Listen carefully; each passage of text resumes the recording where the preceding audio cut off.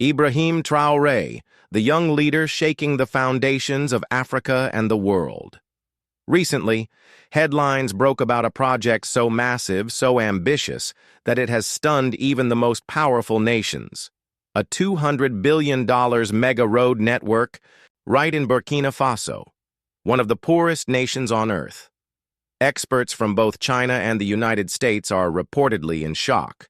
How could a country long written off as too poor, too unstable, too weak suddenly dream of something this big? Stay tuned, because what you're about to hear will change how you see Africa's future forever.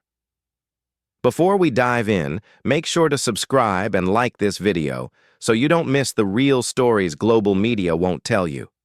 The world woke up to a headline that seemed almost too bold to believe. Ibrahim Traoré, the young leader of Burkina Faso, announced a project so massive, so ambitious, that it immediately captured global attention.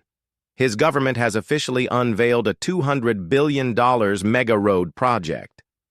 But here's the twist. This isn't just about pouring concrete or laying asphalt. This is not a simple highway. This project is nothing short of revolutionary. It is envisioned as a continent-spanning road network, one that will connect Burkina Faso's key cities, its remote rural villages, neighboring countries, and eventually tie into the great Pan-African trade routes. In other words, it's not just about Burkina Faso. It's about redefining Africa's place in global commerce and mobility. The sheer number is enough to shake anyone.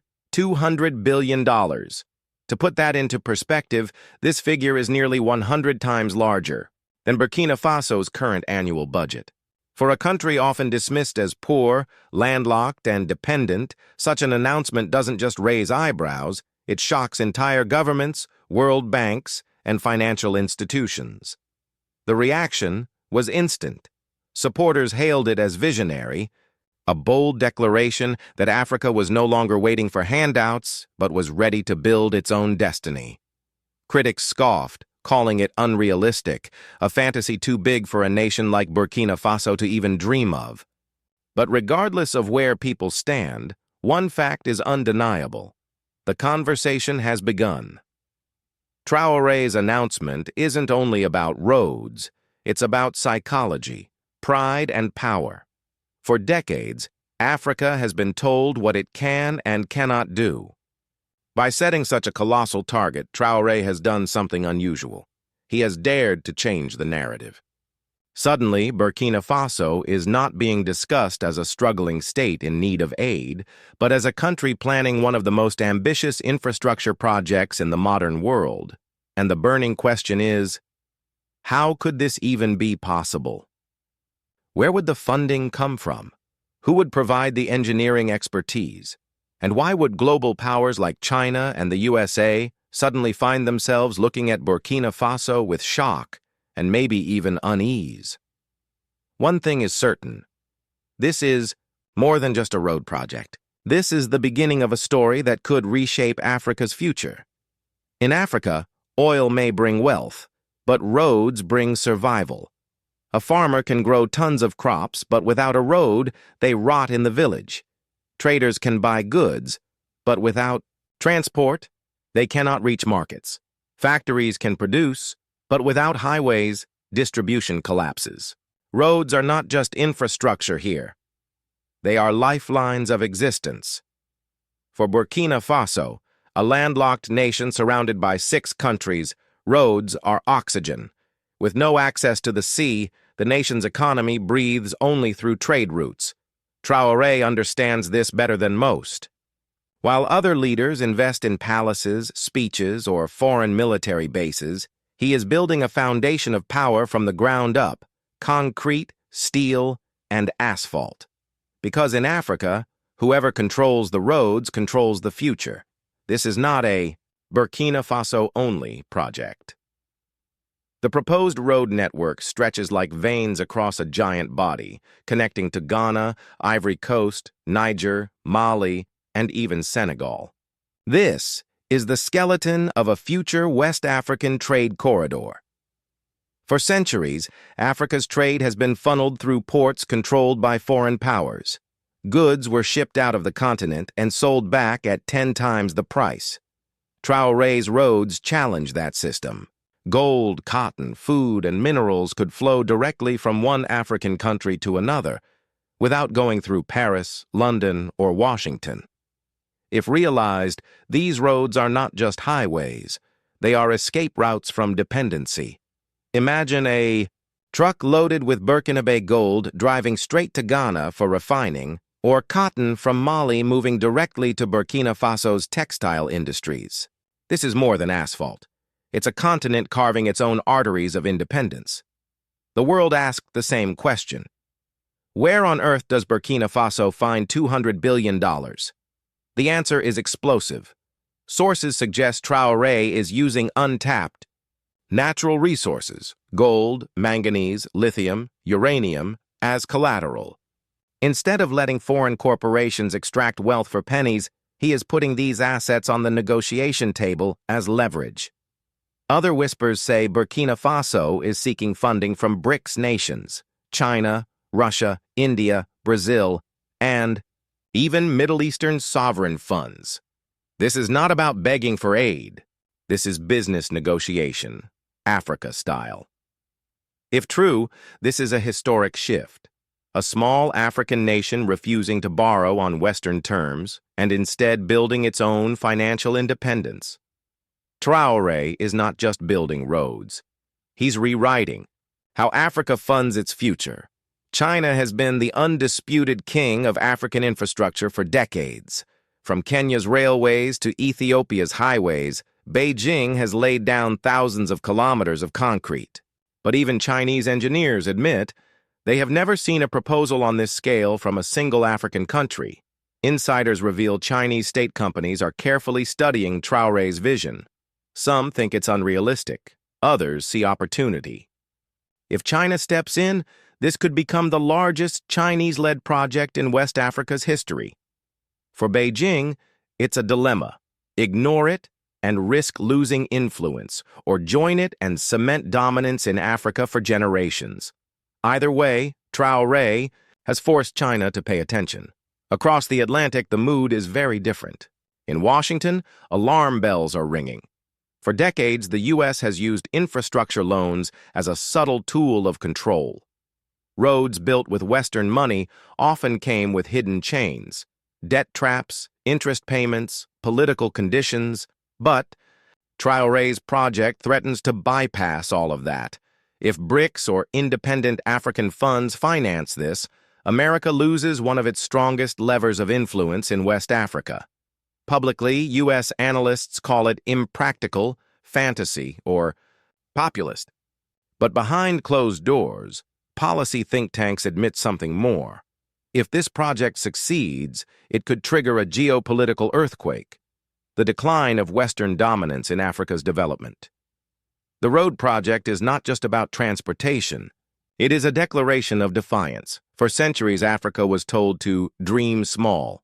Colonial power said Africans were too poor, too corrupt, too divided to think big. But here comes a 36-year-old leader saying, "We can do what Europe did. We can build what America built. We will not wait for permission." Every kilometer of asphalt becomes a political message. It tells villagers, traders, and children, you are connected. You belong. Your future is worth building. In this sense, the mega road is not only infrastructure, it is freedom paved into the soil of Africa. Of course, the backlash is loud. Western economists argue Burkina Faso is too unstable, too poor, too corrupt for such a project. They predict the money will vanish before the first bulldozer touches the ground. Headlines scream, "Impossible! Fantasy! A dictator's dream!" But in Africa, many counter with a sharp question. Wasn't it also impossible for Singapore, once a fishing village, to rise into a financial powerhouse? Wasn't it fantasy for Dubai, once desert, to become a global hub of wealth? Traoré's supporters argue, if others could dream and succeed, why not us? Burkina Faso is not just a poor landlocked nation, it is one of Africa's largest gold producers. But here's the tragedy. For decades, foreign companies extracted billions of dollars worth of gold, while local communities remained poor. Now, Traoré is flipping the script. Reports suggest he is redirecting gold revenues into a sovereign fund modeled after the oil funds of the Middle East. Instead of filling Swiss bank accounts, Burkina Faso's gold could soon pave actual highways for its people. This could be the secret engine powering the $200 billion plan. Gold turned into concrete, wealth turned into roads, dreams turned into reality. Moscow is also watching closely. Russian companies, especially in construction and mining, are rumored to be seeking contracts. For Russia, this is more than business. It's politics. At a time when the West tries to isolate Moscow, Africa offers an open door. If Russia joins this mega project, it signals a deep alliance between Burkina Faso and Moscow. For Traoré, this is not just partnership, it is protection. By bringing Russia on board, he sends a message. We are not alone. We are not under Western command anymore. For the West, this is dangerous. For Africa, it could be the beginning of a new balance of global power. Burkina Faso is a nation of the young. Over 70% of its population is under 25. These are not people who want speeches. They want jobs, dignity, and opportunities. For too long, they've been told to wait. Development will come. But instead of jobs, they got migration. Instead of opportunities, they got poverty. For this restless generation, the Mega Road project is more than construction. It is a symbol of hope. Roads mean trade, jobs, and a chance to stay home instead of risking death in the Mediterranean trying to reach Europe. Traoré is not selling just asphalt. He is selling a future that belongs to the youth, where they can thrive without abandoning their homeland. For young Africans, this is not just a project. It's a revolution written in concrete. Some analysts whisper that Traoré's vision goes beyond Burkina Faso. They see the outlines of something bigger, a West African Union. Think about it. Borders divide, but roads unite. Trucks crossing daily, markets merging, families reconnecting across artificial colonial lines. When goods and people move freely, nations begin to act as one. This $200 billion project could become the foundation for African unity, not through political speeches or summits, but through the reality of trade and connectivity. It's as if Traoré is quietly laying the bricks for the United States of West Africa, with asphalt as the glue. Even seasoned engineers admit the logistics are staggering.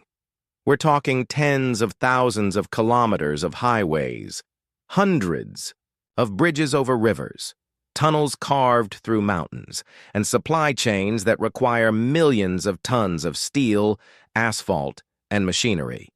This is not just a construction project. It is a civilizational challenge. To make it work, tens of thousands of workers will need to coordinate daily. Cement factories must operate 24/7. Truck convoys must carry materials across borders like veins pumping blood through a continent. If completed, this could rival the Three Gorges Dam in China, the U.S. interstate highway system, or even the Panama Canal in scale. In sheer ambition, it could be one of the largest construction projects in human history. Already, the Western media machine is at work. Headlines warn, Burkina Faso risks debt trap. Road project is a Chinese takeover. The irony? The same outlets never criticize IMF or World Bank loans that cripple Africa with debt for decades. For many Africans, this double standard is proof of what Traoré has been saying. The West fears a free Africa. When Africa borrows from the West, it's called development aid. But when Africa partners with China, Russia, or itself, suddenly it's dangerous dependency. This media spin isn't journalism. It's a battle for narrative. And Africans are beginning to see through it. Numbers can feel abstract until you break them down. $200 billion means 10,000 kilometers of modern highways crisscrossing West Africa. Hundreds of bridges that finally connect villages cut off by rivers, massive logistics hubs that turn Burkina Faso into a crossroads of trade, airports, fueling stations and warehouses that transform forgotten towns into bustling trade cities. Imagine farmers in the most remote parts of Burkina Faso suddenly able to reach national and even international markets. Imagine cities once ignored becoming regional trade hotspots. This is not just a road project. It's a blueprint to reshape the entire map of West Africa's economy. But with ambition comes danger. History is full of examples. African leaders who tried bold infrastructure projects often faced coups, sanctions, or even assassination. When Patrice Lumumba of Congo demanded control of his nation's resources, he was killed. When Thomas Sankara, also from Burkina Faso, pushed for self-reliance, he was assassinated. Now Traoré is daring to think even bigger. Will the powers threatened by this vision allow it to succeed? Many believe it's not a question of if sabotage will come, but when. This project is not just about cement and asphalt. It is about survival in the face of powerful enemies who fear an independent Africa. Perhaps the most intriguing response has come from Paris.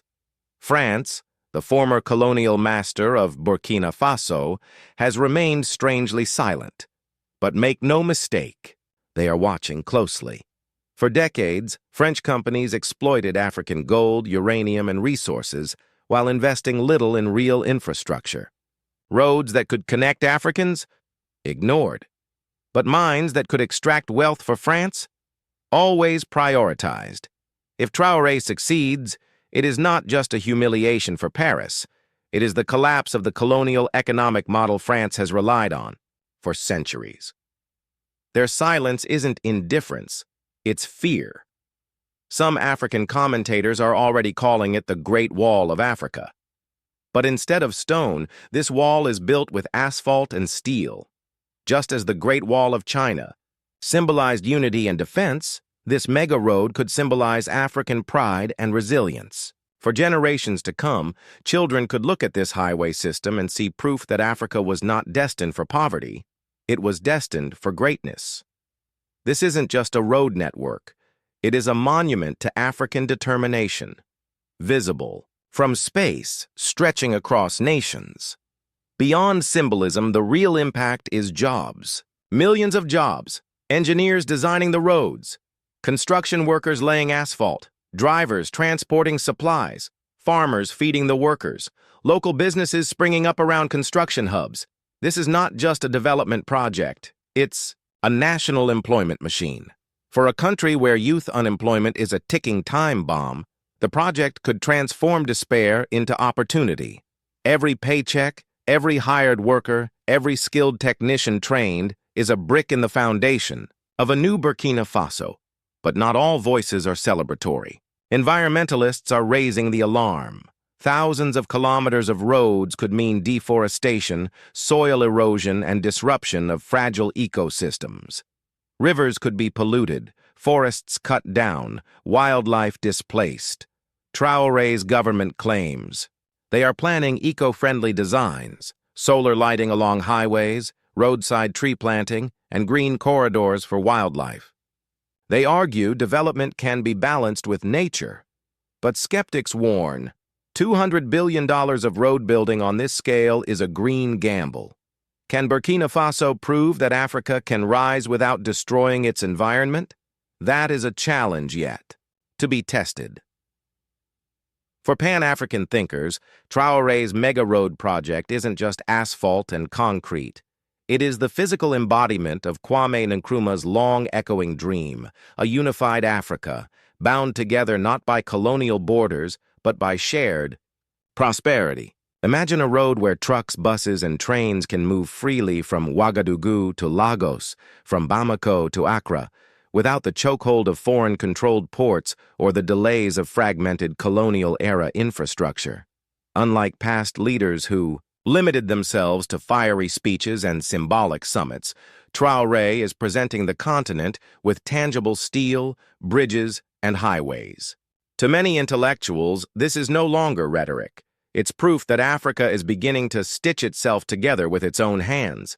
They see the network as not just a transport system, but as a geopolitical statement. Africa will no longer be divided and weakened by design. Some even call it the African Silk Road, an artery that could finally allow intra-African trade to rise beyond its current 15%, one of the lowest in the world.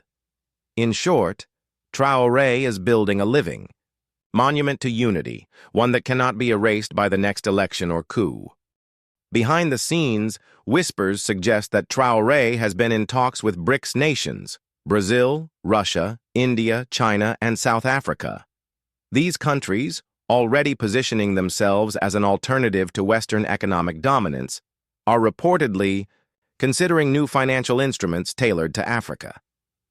For decades, the IMF and World Bank dictated the pace and direction of African infrastructure through loans tied with harsh conditions, austerity, privatization, and dependence. But BRICS offers something different: long-term partnerships, resource for infrastructure exchanges, and the promise of credit without colonial strings. China's engineers, for example, have already proven their ability to build high-speed rail and mega-roads across Asia. Russian firms are eyeing mineral-rich zones for trade-offs that could fund highways. India sees a chance to expand its pharmaceutical and tech exports deep into Africa's heartland.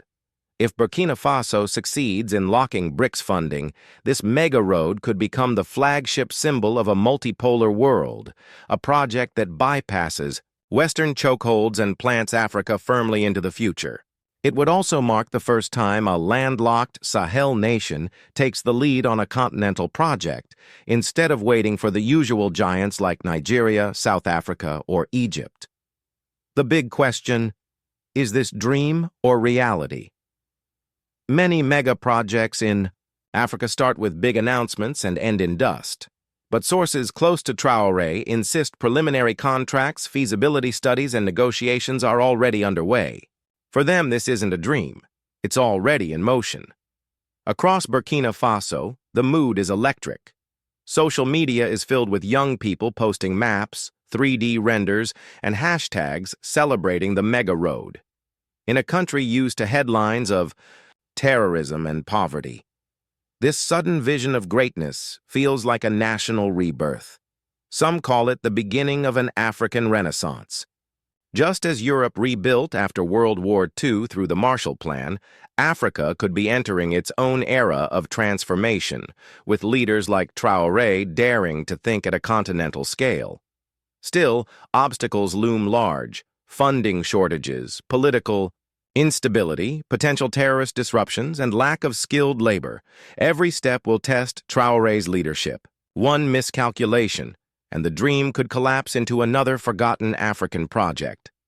The West's real fear isn't the roads themselves, it's what they represent: a future where Africa doesn't need the West.